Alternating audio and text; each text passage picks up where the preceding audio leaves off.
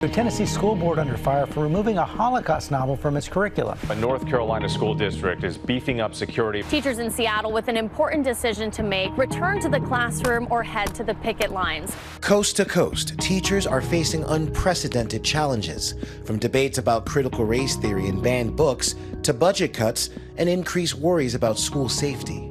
All of the drama that has been surrounding education lately made a lot of teachers feel like they're walking on eggshells.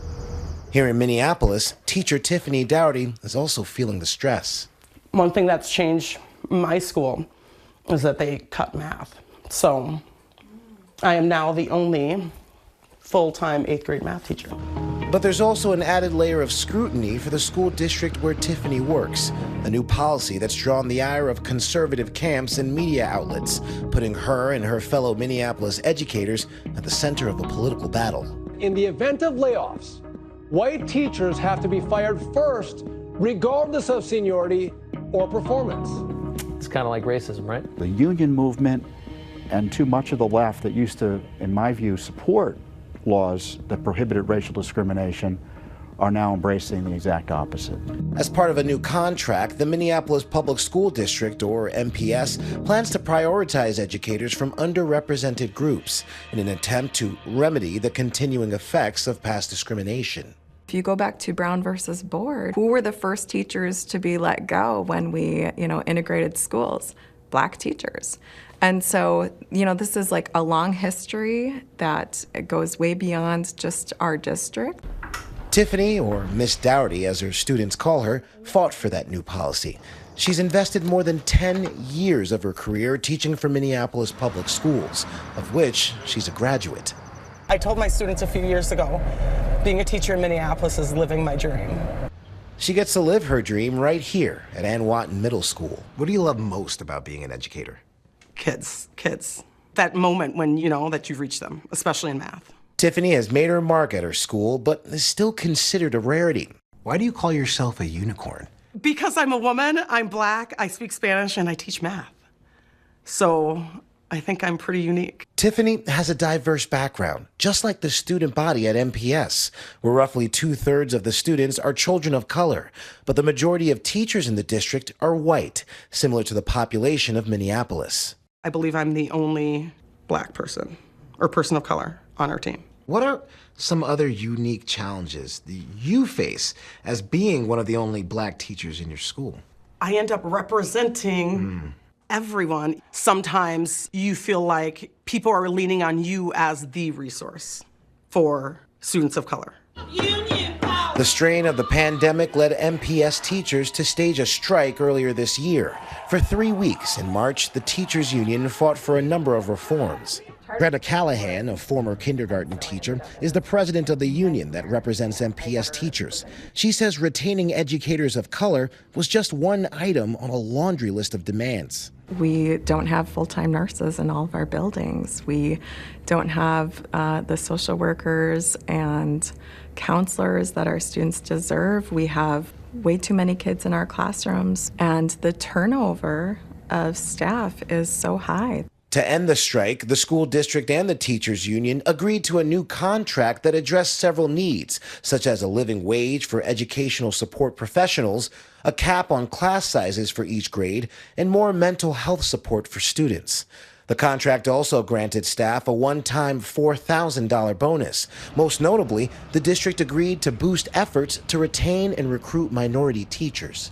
In the last 2 years, we've had a couple hundred teachers of color leave our district by choice. One of the aspects of that contract that's getting a lot of attention right now are the layoffs. Can you describe that policy? If there are layoffs, the least senior person, if that person is from an underrepresented group, that person would maintain their position, and we would essentially go to the next person in that seniority list to lay off. Underrepresented. That is a particularly broad term.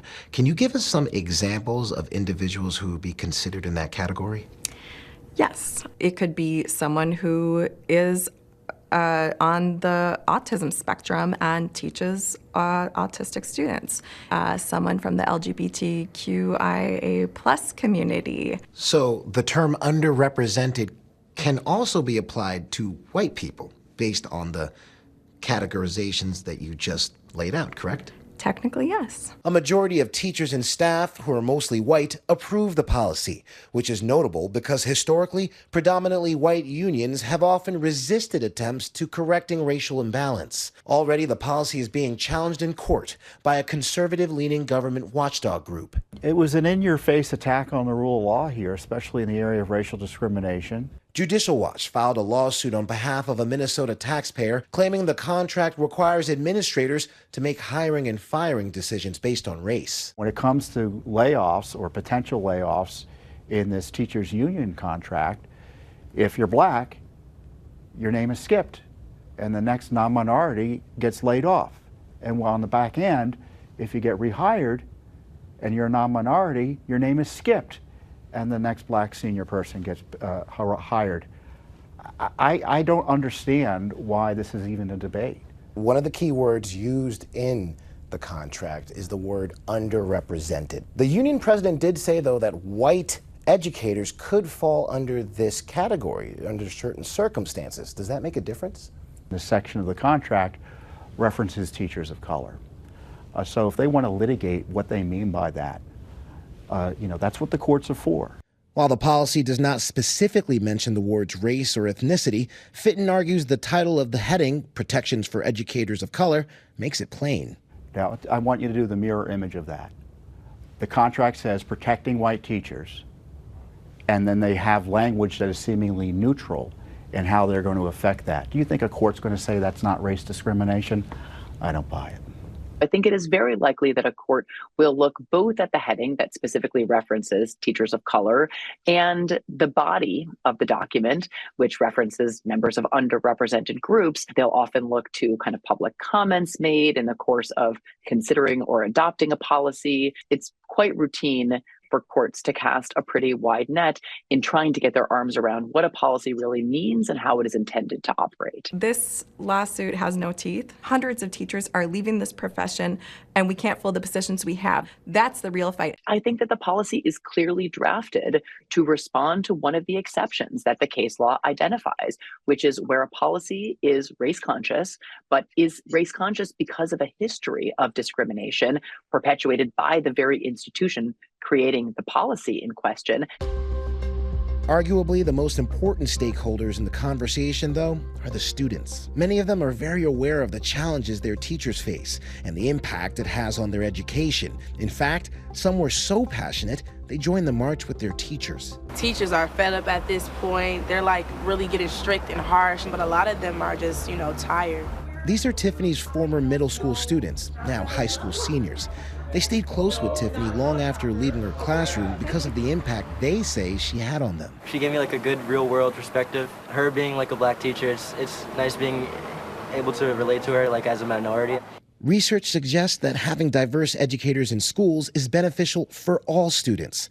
The Center for Education Data and Research found that having a teacher of the same race or ethnicity may increase test scores and reduce the likelihood of disciplinary issues. I think teachers like Ms. Doherty are they're that much more important because if you have a teacher who makes it a place you want to be, I think that helps a lot. I was automatically excited to have her because she was a black teacher, I could relate to her. Other teachers, it's more of they go home, and we never speak again after that year, but with Ms. Doherty, it's longer than just a school year, it's forever with her.